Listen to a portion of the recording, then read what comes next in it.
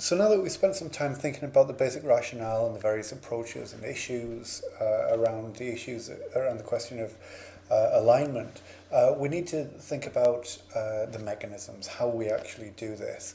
And we're going to approach this from two different directions. Firstly, to consider the question of job-based approaches and how we undertake a job evaluation and build that into a job-based structure. And secondly, how we do person-based approaches, skill-based and competence-based structures. So we'll start out with job evaluation. And job evaluation schemes have for a long time been the cornerstone of how organisations have approached this issue of alignment, have been the foundation of organisations' pay structures. And there are very good reasons for that. Things that we've talked about before, it's very clear, kind of objective information that we can derive about jobs that's not always available in relation to skill or competency attainment, that we can build a kind of a fairly solid structure around. But having said that, even within people who undertake job evaluation processes and build job-based structures, there are areas of controversy. So we're going to have a look at some points of view about job evaluation schemes and the assumptions that lie behind them.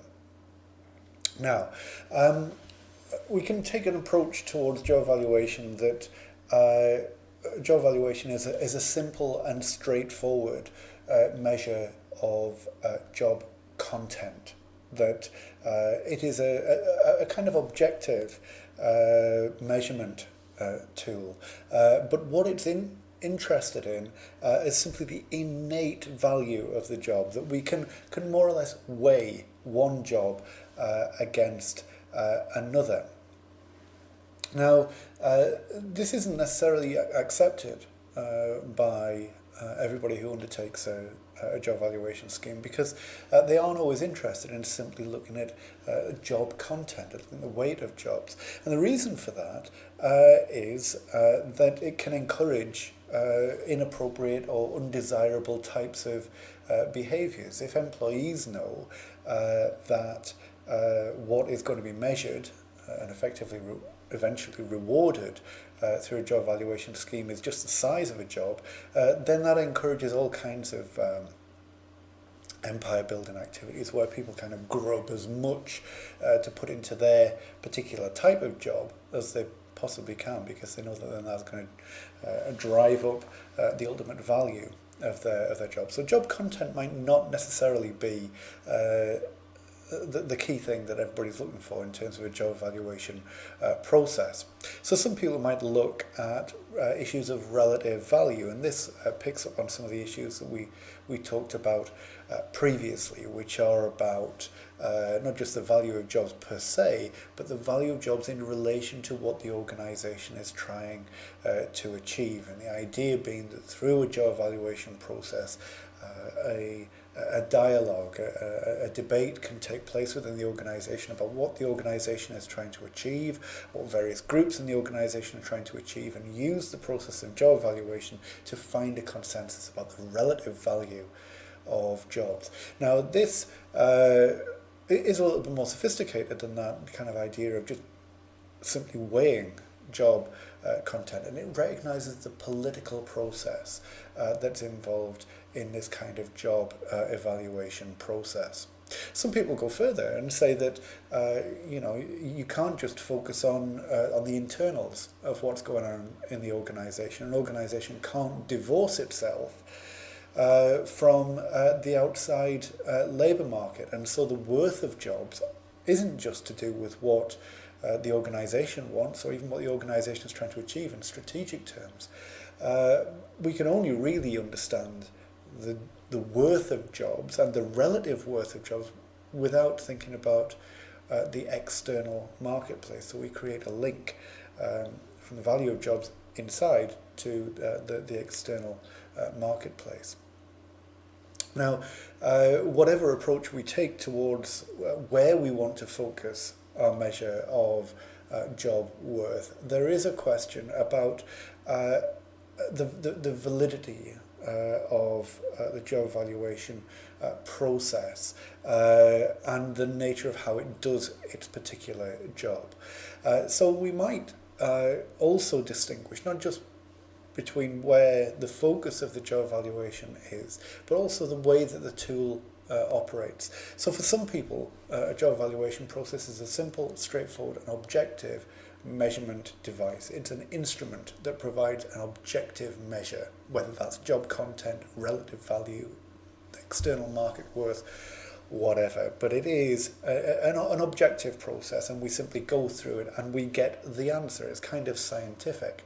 For other people, they'll see job evaluation as much more of a political process, much more part of the give and take, the negotiation that takes place within organisations, and that we're kind of fooling ourselves if we think that it is just simply an objective tool. It plays a political role in organisations. It justifies why some jobs will get more resources, better rewards than others, and its value is to put a face of rationality to that social and political process, which, fundamentally can look a bit grubby, and it's useful because it does put a face of rationality on there. It's not to say that it's a bad thing, but that we should be honest and say that it is about negotiation. It establishes certain rules of the game so that we understand how the negotiation takes place, about how you enter into that process in order to achieve the kind of outcomes that you want. But it kind of invites participation, so it strengthens involvement in the life of the organisation. And so despite the fact that it might not be objective, it might not be a purely scientific measurement, objective measuring device, it may be involved in things that we sometimes think of as being a little bit more shady in organisations. Actually, it's a good thing insofar as it allows that process to take place effectively, and it allows that kind of negotiation to operate, and it allows us to justify the decisions that have been taken. There's no bad thing in itself. But nevertheless, there are all kinds of points of view about what job evaluation does and how it does it, and we should be aware of those as we go through the process and we think about how we might put these things into a practice ourselves, that this isn't a simple problem-free process that everybody will see the same way. People will see it in very different ways. So, once we've taken the decision to go down undertaking a job-based approach, we need to make some big decisions about what the job evaluation process is going to do and how it's going to do it. Now, this relates back again to things that we've talked about earlier. The first question is, what is it for? What are we trying to achieve through this? And job evaluation isn't a thing that we do simply for its own sake. We use a job evaluation process in order to build a pay structure which will support the workflow that we desire, that will be fair to employees and be seen as being fair to employees, and will direct employees' behaviour towards the kind of objectives that we have for the organisation. If it doesn't do those things, then there's no point in doing it. So we need to make sure that we're clear about what we want out of our job evaluation process. How we do it is a question which involves other kinds of issues as well. Key one being whether we fit everybody into a single evaluation plan or we have multiple plans throughout the organisation. Now, this relates to those issues of complexity in organisation structure that we talked about earlier.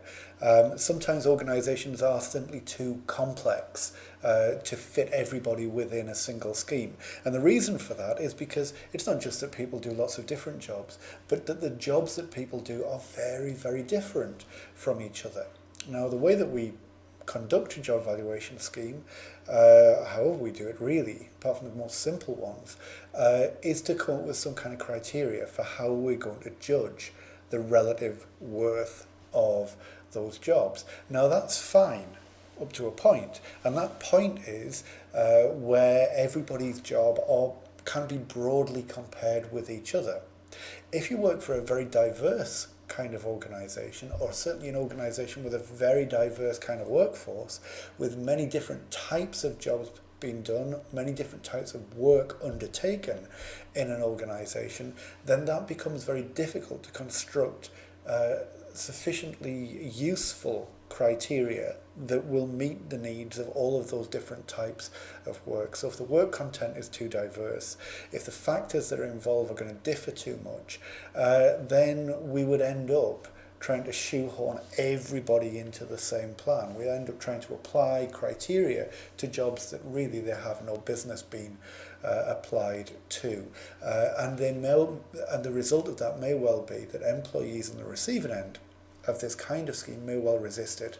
If you're doing a job which is completely different to other kinds of job in the organisation, then you may see an attempt to value your job against that other job using certain criteria that you think are not helpful, don't capture the reality of your work because they've been simplified to make sure that everyone can fit. Then you may well resist the outcomes, the structure that's based upon those kind of criteria. So we need to think, is it possible to have a single evaluation plan? In general sense, it's desirable because we want to reduce the kind of barriers, if we can, between the people in the organisation, particularly if we want to encourage that kind of workflow.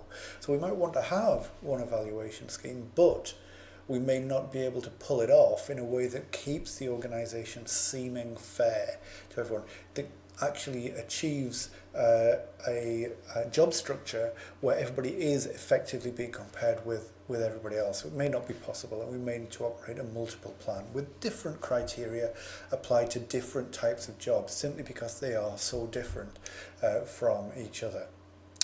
We also need to think about the method of evaluation. Now, there are three broad types of job evaluation methodologies, ranging in degrees of simplicity across the three. So the most simple of these methods is the job ranking scheme.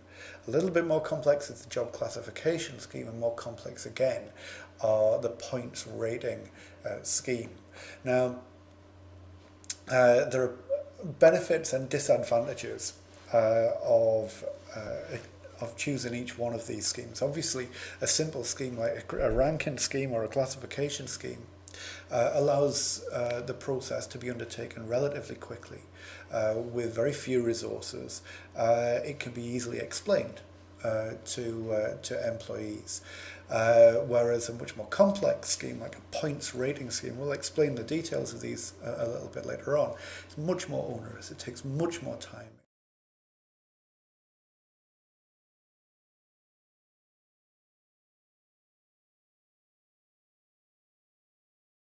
Require much more in the way of resources and time than either the ranking or classification schemes might require. So let's have a look at the way that these schemes work in practice. The first of these approaches is a so-called job ranking scheme. It's very simple, very straightforward, very common sense, and provides a great strength for this kind of scheme. It's very easy to demonstrate its usefulness to the workforce, and it can be very readily accepted. It's often been regarded as simply a way of formalising common sense views about the relative worth of jobs in organisations. Now, there are two main approaches to job ranking: the so-called alternation ranking, and there's paired comparison ranking. Let's have a look at how these approaches are used and how they differ from each other.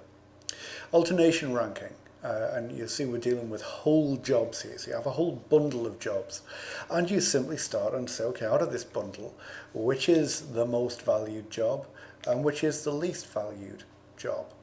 And then you look at what's left and you do the same thing again. Which is the most valued and which is the least valued? Most valued, least valued, most valued, least valued. So at each point you really only pick in two comparisons of the highest and the lowest value out of the bundle that's left. And out of this you get a rank order, and it may be more or less accurate, it may be more or less applicable depending on the complexity and the ease of distinguishing the various jobs that you have in front of you. A slightly more robust, a slightly more scientific, if you like, approach to making this kind of comparison is so-called paired comparison ranking. Now, rather than just picking out the highest and lowest out of the bundle, with a paired comparison approach, you compare each job with every other job in the workforce. So you can see all of the jobs that we have here, each compared with every other. And in the matrix, you can see that where one job is compared more favourably than the other job, then we mark it as such. And then, having made every comparison, you simply add up all of the favourable comparisons, and the job that has the most favourable comparison obviously must be at the top of the hierarchy, and those with the least favourable comparisons is at the bottom. And so we have a rank order based upon that kind of comparison. The next approach that we might look at is a so-called classification system. Now, what the classification system does is, rather than simply compare whole jobs to each other, it compares a job to a predefined description, a class description. So we identify a generic description of a certain point in the structure, and then we slot jobs into it. Now, to this extent, we're becoming slightly more sophisticated than simple ranking schemes. However, because what we're dealing with here is still the comparison of whole jobs, we're simply comparing a whole job to a classification rather than the whole job to another whole job, there is difficulty in the kind of subtlety of this kind of comparison. It becomes difficult to either develop descriptions which are meaningful, that can be meaningfully applied to a broad range of jobs, and also it can be difficult to justify sometimes the slotting of jobs into a particular class description. The solution that organisations often try to get around this problem by is to keep the descriptions very broad, very vague, so that every job can kind of be slotted wherever we kind of want them to be slotted. This opens up a whole other range of problems for this type of classification, this type of job evaluation, which is the problem of subjectivity. How can we defend it? How is it fair? How are employees going to be convinced that this is an appropriate way of evaluating their jobs in the context of the whole workforce? So an alternative to these two so-called non-analytical forms of job evaluation is the analytical approach. And the main analytical approach is the points rating scheme. Now, there are certain characteristics of the points rating scheme, but the main issue that overarches these characteristics is the fact that we start to break up the job into its various characteristics. We're not treating one job and comparing it to another job or to a classification definition. We're talking about the various elements of the job, which we call compensable factors. We can break these up and say, well, okay, there's this bit of this job which is like this, and this other bit of the job which is like that. And we can scale them. So it's not just a question of saying this characteristic is either present or absent in this job. We can identify how present this element of the job might be there. And we can also provide a weighting of the factors, not regard all factors as being of equal value. And this might be particularly useful for the identification and the translation of the job evaluation scheme in relation to strategic objectives of the organisation. So we can say that these factors, which are present but are particularly important to us as an organisation, so we'll give them more value, we'll weight them more highly in terms of the scheme, so that jobs which provide the things that we're particularly interested in are going to do better in this scheme than other jobs which don't have this particular characteristic. So let's have a look at this in a little bit more detail. Now, points rating schemes start with the analysis of jobs. We look for a benchmark of jobs. We don't necessarily look at every job in the organisation. It would be crazy, particularly in big organisations. So we look at a sample of jobs, number of jobs which represent the range of jobs within the organisation, and we look at the job content, at what is done in those jobs, and these provide the basis for the identification of our compensable factors. Now, compensable factors, these are the basis of a points rating job evaluation scheme, and like I say, they're based on the work that is performed. So we look at job descriptions, we look at what work is done in these this sample of benchmark jobs. It makes no sense to base compensable factors on things that aren't done in the organisation. We need to identify our starting point as those things that people in our organisation do, and we use that as the floor of our compensable factors. Now, having said that, we don't just choose everything that's done in the organisation. We have to find a range of factors that are both important to the organisation, they're rooted, based in the organisation's strategy and the organisation's values, but also compensable factors that are acceptable to stakeholders. This is where the kind of political elements of a job evaluation process comes in. So what kind of things do we tend to see in comp factors? Common factors, things like skills. Skills are a very important element of job analysis of compensable factors. Other things like the amount of effort in a job, the amount of responsibility, the kind of working conditions that they entail. These are the kinds of things that we tend to find as compensable factors. There is a question about how many factors we include. There's always a temptation, of course, to make a scheme politically acceptable, to increase the range of factors that we employ within the scheme. Now, this is something that we should try to avoid if we possibly can, because obviously this is already quite an onerous process that we're engaged with. So the fewer the number of factors that we can get away with, the more efficient the scheme is likely to be. Research indicates that skills alone, a single factor of skills, can account for 90% of the variance between the jobs within a job evaluation process. So, that alone can provide you with most of what you want to know about the difference between jobs within any particular scheme. That doesn't mean that we should just simply try and reduce it down to the minimum number possible, because sometimes, like I said, extra factors might be politically useful. And whilst it might provide us with some extra work, it might improve the acceptability of the scheme in practice. So we need to be careful and find an appropriate consensus amongst the stakeholders about the kinds of things that we need to include to make sure that we don't get complaints about people saying, you haven't taken into account this part of my job or that part of the job or the other. Even if we know that really it wouldn't make that much difference, adding in those extra factors here and there might be an important political concession which improves the perceptions of fairness about how the scheme is designed, how it operates, and therefore the results of the evaluation scheme at the end.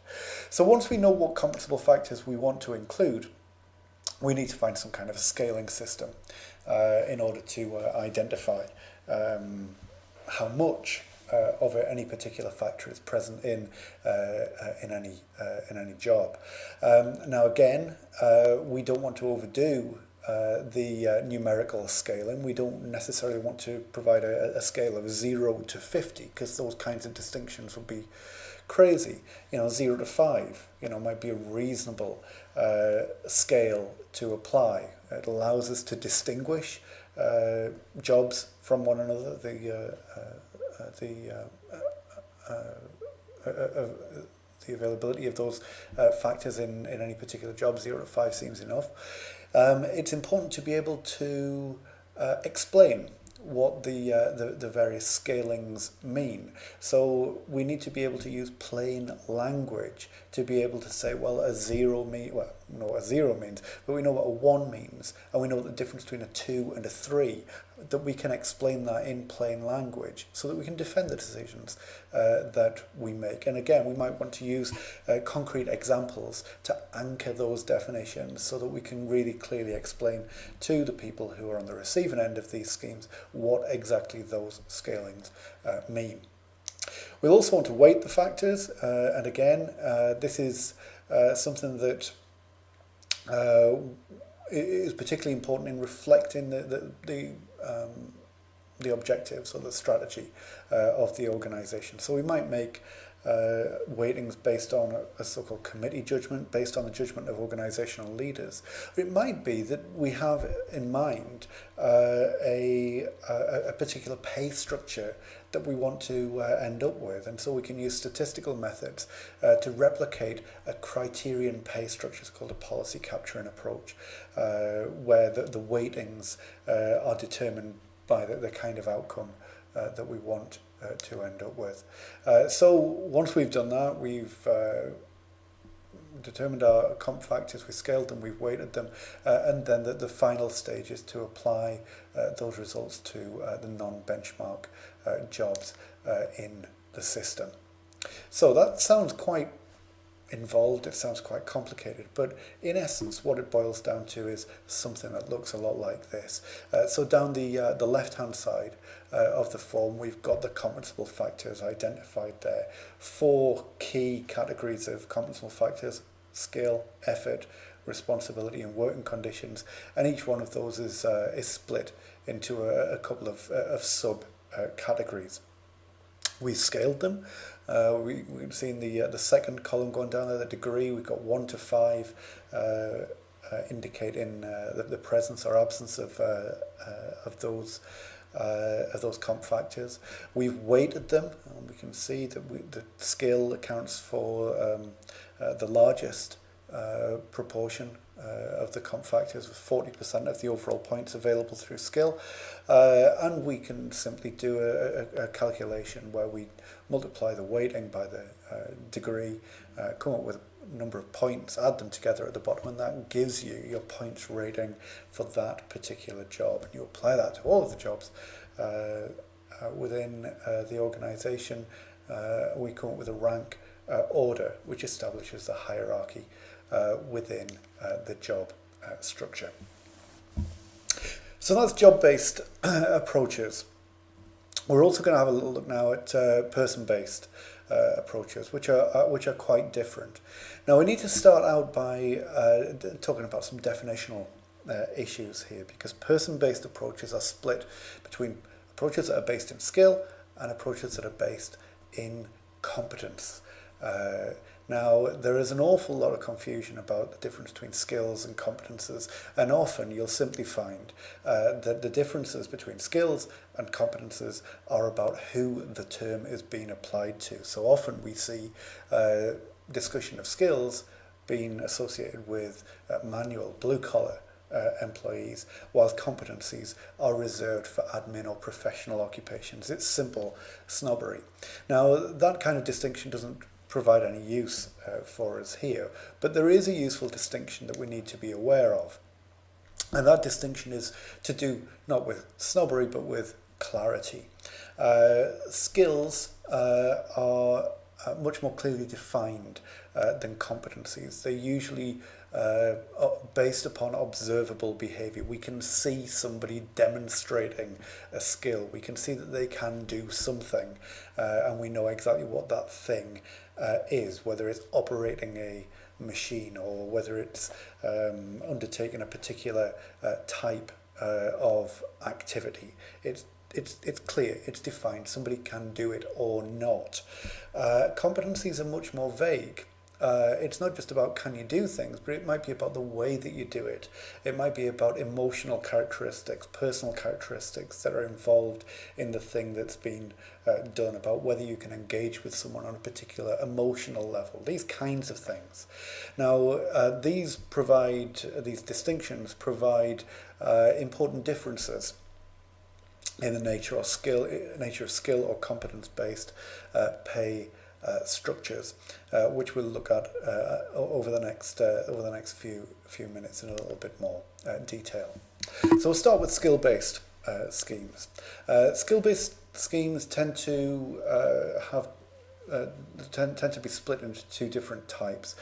We see skill-based schemes that are based around in-depth knowledge, in-depth skills. And here the aim is about rewarding employees for increasing a particularly specialist area of expertise.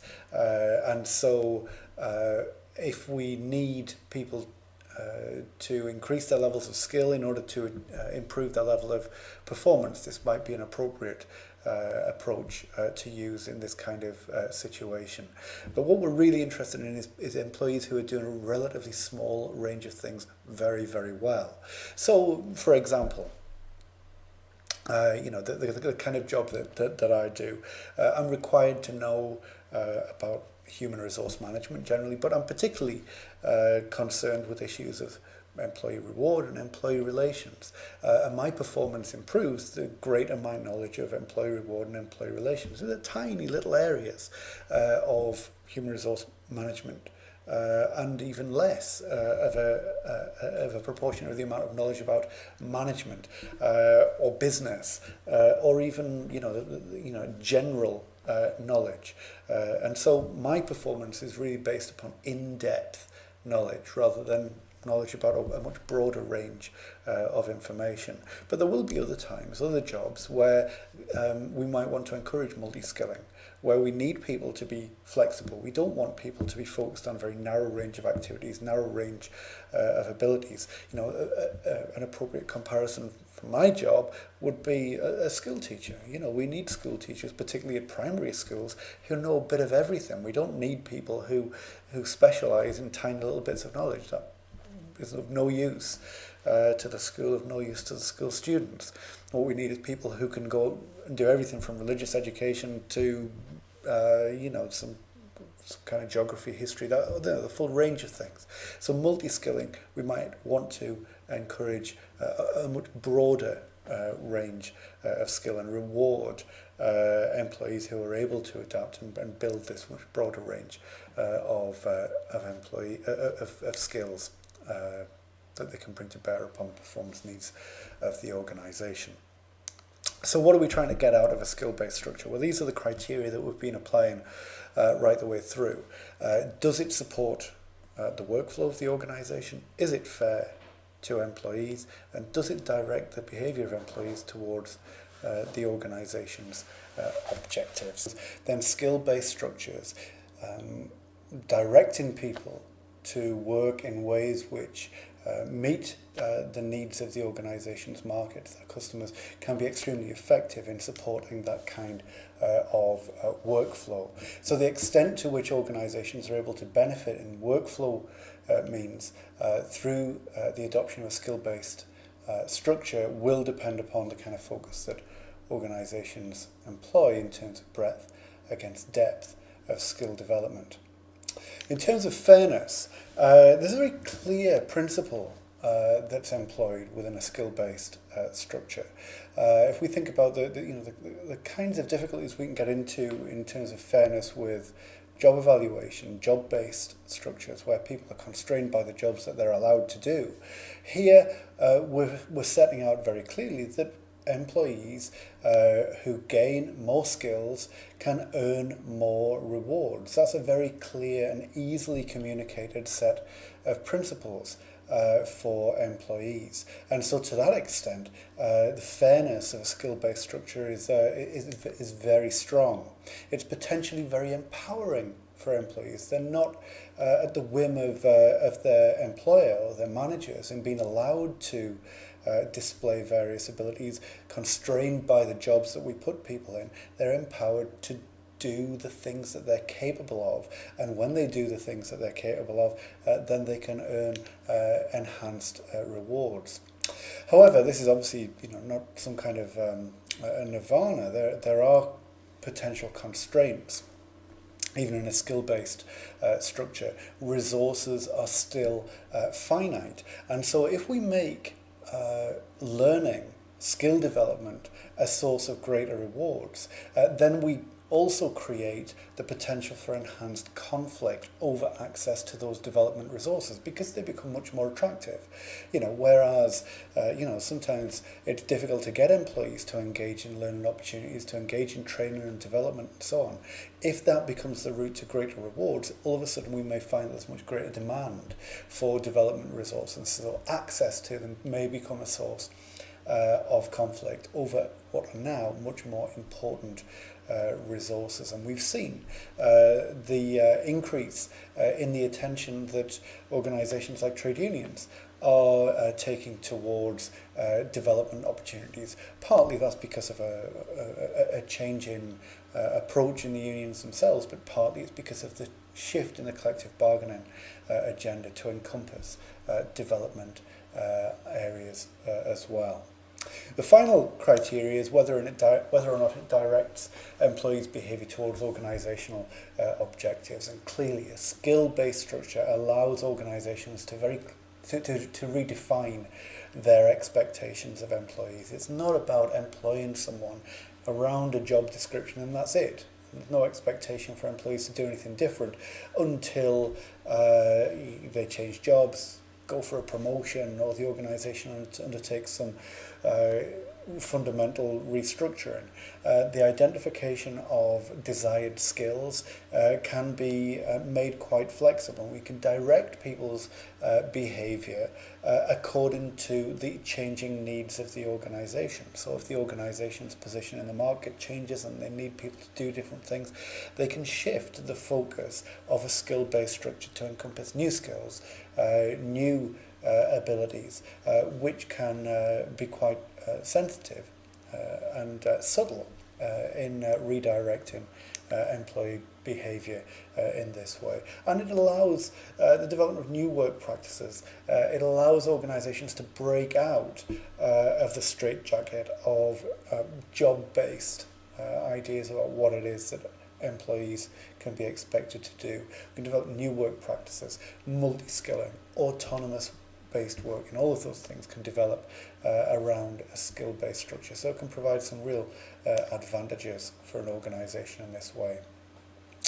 In practice, we need to think about the way in which these skill-based structures operate. There are some similarities with the kinds of things that we've looked at in terms of a job-based structure, in the way that we conducted a job analysis.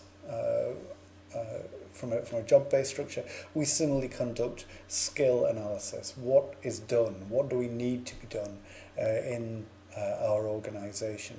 And we go on from there, whereas we went on to develop compensable factors in a job-based approach. Here we go on to determine what we call skill blocks. Now, skill blocks might look something like this. So we identify the range of different areas of skills, so materials handling, mixing, filling, packaging, and also the levels of skill that we want to distinguish as well. So, it might be things that are done at an entry level, an accomplished level, and an advanced level.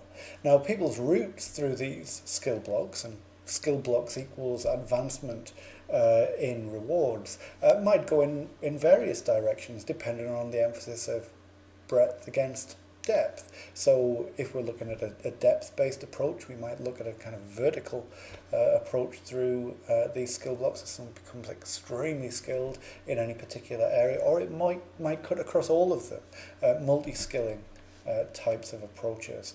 But either way, we see that employees have a variety of routes through the accrual of skill blocks, which provide them access to increased rewards through the pay structure as they do so.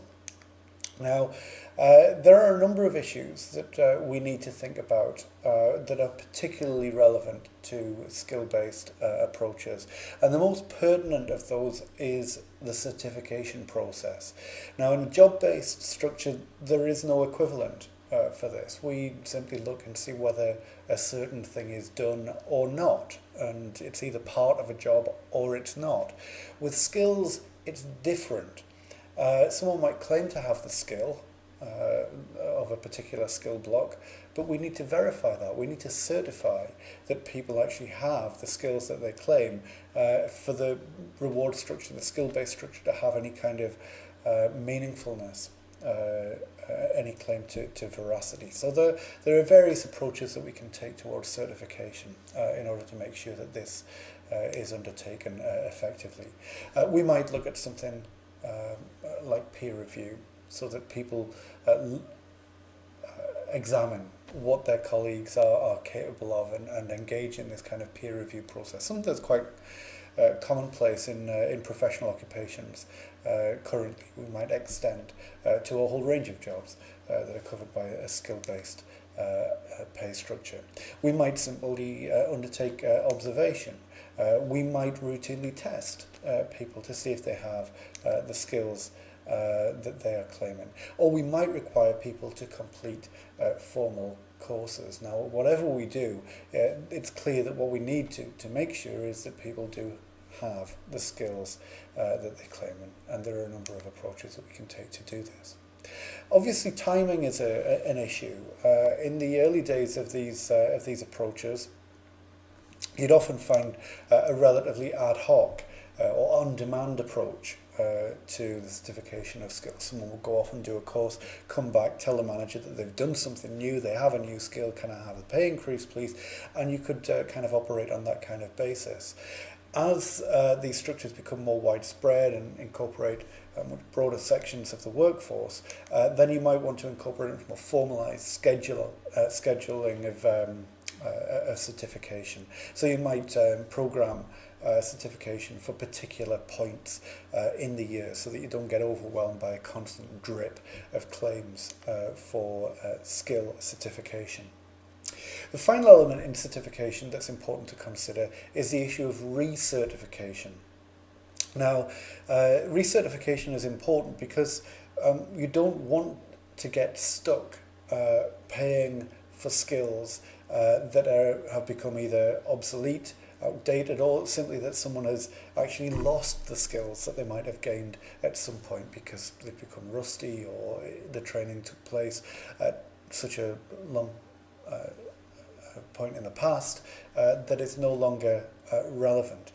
So issues of recertification are important to consider. It provides extra flexibility for organisations to make sure that they aren't paying out for things that they either no longer require or are actually become outdated in themselves. So these processes, skill analysis, the determination of skill blocks and certification, provide the key building blocks for the development of a skill-based pay structure.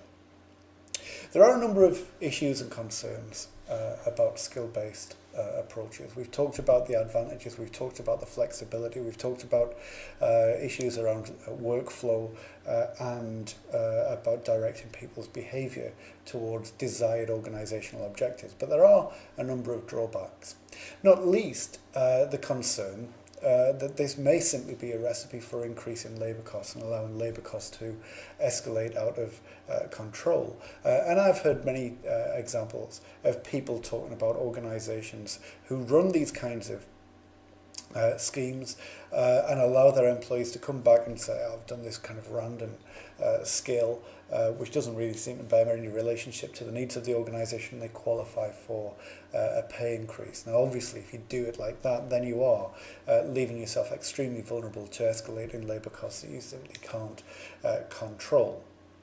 Now it is the case that skill-based structures can become increasingly expensive as employees become more highly skilled.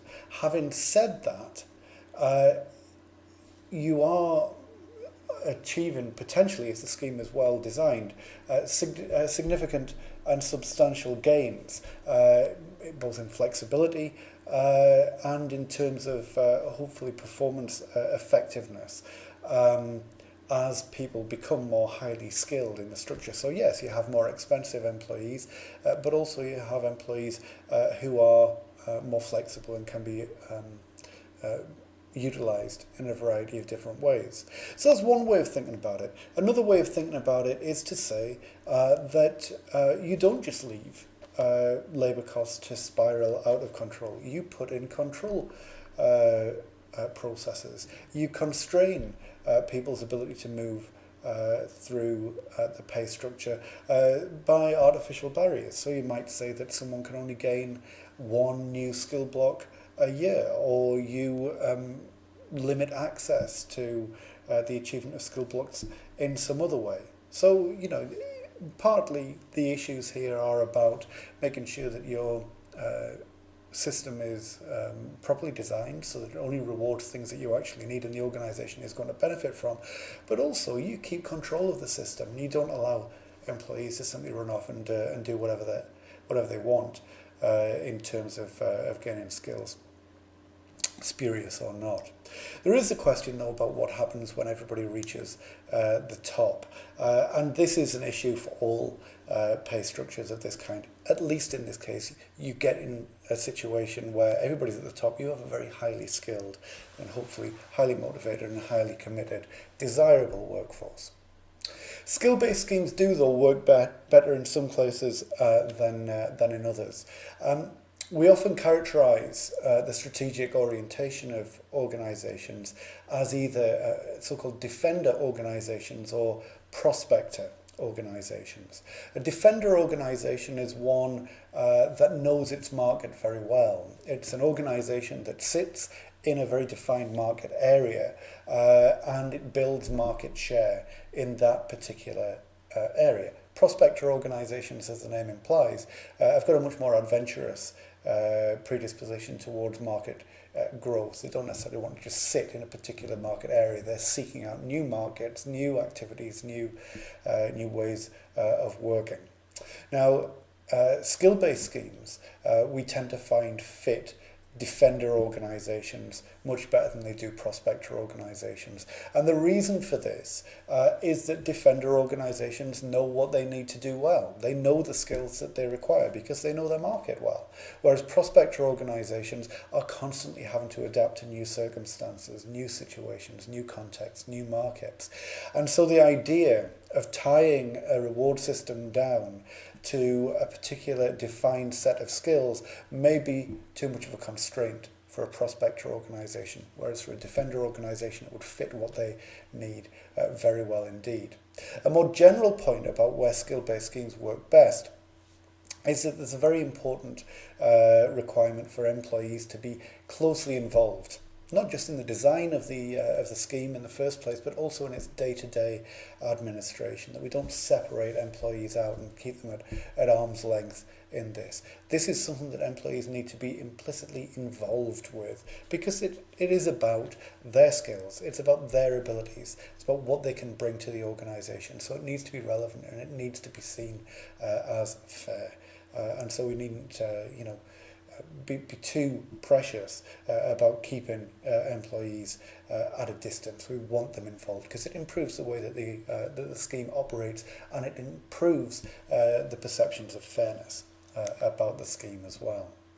There is a concern about whether this is something that we really need to do, whether a skill-based scheme which generates greater levels of ability and skill within the organisation ultimately leads to advantages to organisations. Do we simply see organisations that are building up this level of skill become more and more productive, higher and higher levels of performance, more and more success in the marketplace? Now, the research in this area does suggest that there is a lot to be gained for organisations in taking a skill-based approach like this, that it does lead to big gains in productivity and performance. However, after an initial surge of success, initial surge of gains, the improvements tend to plateau a little bit. There's much more modest improvements in productivity and performance as time goes on. And so we need to consider about whether there's an optimum level of skill. And again, this leads us to think about ways in which we might want to constrain or manage and control the accrual of skills so that we don't see the scheme running out of control, that we achieve the levels of skills that are right for us without killing ourselves with increased labour costs as a consequence of this accrual of skills. So the final approach that we want to talk about today is about these competency-based structures. Now remember, the issue about competencies is that these are not just the ability to do something, it's also about the way that we do things as well. It's about the fact that this involves an emotional component, a broader range of abilities than we normally think about in terms of skill. So how do we build that into a reward structure? Well, we start out by thinking about the core competencies of the organisation. What is it that we need to do well? What is it that we need in order to survive and prosper? We then build this into so-called competency sets. We break down these core competencies and think about what its constituent elements might be. So we might think about business awareness as being a core competency of the organisation. That these are things that we need our organisation, our workforce as a whole to be able to do. But what does that mean? What does business awareness mean? Well, it might mean organisational understanding. It might mean cost management. It might mean the ability to identify business opportunities. So we start to break this core competence down into something that's more meaningful at an individual level. But even then, organisational understanding, how do we know what that is? How can we see that it's happening when we try to observe it? Well, it's very difficult. So we have to break it down even further. We identify within these competency sets so-called behavioural descriptors, or sometimes called competency indicators. And it's these descriptors that provide a mechanism for identifying just how competent somebody is, at what level of competence somebody is operating in. So let's have a look at an example of this. So we think about a competency set which might include something called impact and influence, about how effective somebody is at persuading or influencing somebody to do something or to move some kind of outcome in various ways. Well, how do we know whether somebody can do this or not? Well, we look for particular behaviours. So we can look and see, well, some people might just let things happen to them. In that case, they're really not showing any indication of this particular competency.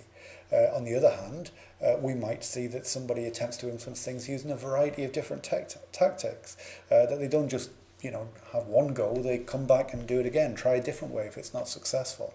We might, and to this extent, we can say that their level of competence is at a much is at a higher level than somebody else. And we can build this through looking at various behaviours, various levels of sophistication of behaviour, and use that to categorise the level of competence that somebody has and is able to deploy in various ways. So we can do this, identify the levels of competence, and use this to build a structure of rewards based around competency, identifying where people are, what they can do, and to reward people on that basis. Now, thinking about the usefulness of a competency-based structure. Again, these three criteria. Does it support the workflow? Is it fair to employees? And does it direct employees' behaviour towards organisational objectives? Thinking about workflow first. This is a kind of different issue to the ways that we've been thinking about workflow up until now.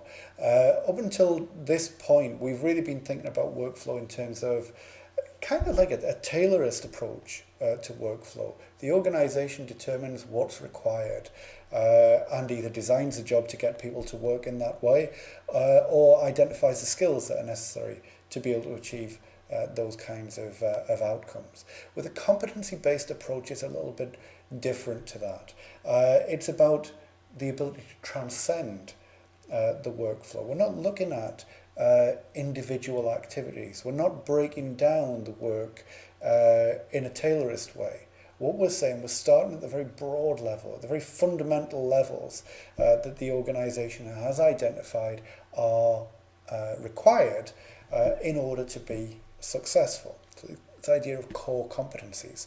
If we do these things, we will succeed regardless of the context. Now, if we're able to build those core competencies in effectively into a series of structures which encourage people to develop those competencies, then we are able to support the workflow, but not in terms of individual things. It's about the ability to be successful, whatever context the employee or the organisation find themselves in. So it's like going beyond the workflow, not meeting the workflow. Potentially extremely powerful, potentially extremely important, particularly in dynamic or very fluid market situations. Turning to issues of fairness, yes, fairness to the same extent as skill-based approaches are fair.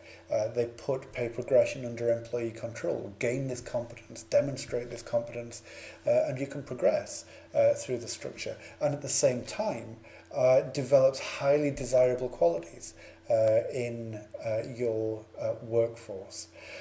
There is a downside in terms of fairness, and this is to do with the implications that competencies aren't just looking at what people can do, but are also looking at other personal characteristics as well. Now, depending on how competencies are defined, we may well find that competencies have certain cultural implications, that we particularly value the way of doing things that might be associated with one demographic group or another. So depending on who designs these things, we might think that a particularly masculine approach to our activities is the way forward, or an approach which is rooted in a particular ethnic group, or which excludes a particular ethnic group or a particular gender. And so if we're not careful, competencies can lead to unfair indirect discrimination. We need to be careful about that. It has very important fairness implications. The final criteria is about whether or not competencies direct employees' behaviour towards our organisational objectives. And clearly, the rooting of these pay practices in organisation strategies and beliefs, the very core of what the organisation is about and where the organisation derives its strategic advantage from, is a very important, very powerful tool, a very powerful characteristic of this particular type of approach. And the very breadth of competencies, the idea that it encompasses such a broad range of abilities and capabilities, means that organisations, particularly organisations in very dynamic environments, aren't required to constantly go back and reevaluate what it is that rewarding people for, as organisations in a job-based structure would have to do, and even organisations that operate in a skill-based structure may have to do. It's the breadth of a competence that is its strong point. Whether they work or not is another question. There are some real concerns about the ability of organisations to operate competency-based structures. And most of those concerns are about the certification of competencies. We looked, when we were considering skill-based schemes, about the importance of being able to verify and certify that somebody who claimed a skill could actually do that. Now, in order to verify a skill, we simply need to observe one way or another, either through a peer-based approach, observation, testing, sending people off to do an exam or whatever. And we need to do this because we need certainty and objectivity. We know that somebody can do what they claim to be able to do. With competencies, because there's this additional layer of emotional or other personal attributes, it becomes very difficult to observe everything. It becomes very difficult to be objective about all of the elements of a competency. And so there is concern that whilst the systems that we have for identifying and certifying competence are good enough for development-based activity, you know, it's okay if all we have to do is be fairly sure that somebody is capable of doing this thing, that might provide them with an opportunity to do a certain type of activity within the organisation. It's not good enough for a pay system. Pay systems need certainty. They need objectivity. They need to be rigorous and be able to withstand scrutiny. So what have people said about the ability of competency-based structures to be able to achieve this degree of certainty and objectivity? By and large, the conclusions haven't been very strong. They haven't been very favourable. This quote here from Bennett suggests that the application of a true competency-based pay, a real replacement for a job-based structure or progression based on performance-based appraisal, are regarded as being few and far between. It's difficult to pull off, and few have managed to pull it off effectively. Sparrow makes the point, which is based in this idea that it's simply very difficult to test, measure, and particularly to reward competencies. Now, the reason for this is because of this issue of these personal characteristics. How can we differentiate inbuilt behaviour, the things that are about who we are as an individual, from those that can be developed? Because if we go down the route of simply rewarding people for things that they are, then we run very close to discriminating, particularly if those characteristics are associated with gender characteristics or ethnicity, cultural background, those kinds of things. So we need to be careful. Difficult to measure, difficult to pull apart the things that people are capable of changing from things that are just kind of hardwired into our system. And we need to be very cautious about doing things that we can't really justify in terms of fairness for competence-based structures. So we'll leave this issue at that point. We've had a broad discussion, starting with ideas about why we do this in the first place, the objectives, the linking of pay structure to strategic objectives, and we've had a thorough discussion of the various methodologies, job, skill, competency-based approaches. We move on from here to think about some further issues concerning competitiveness and the linking of these internal structures to the outside market, and we'll talk about that next time.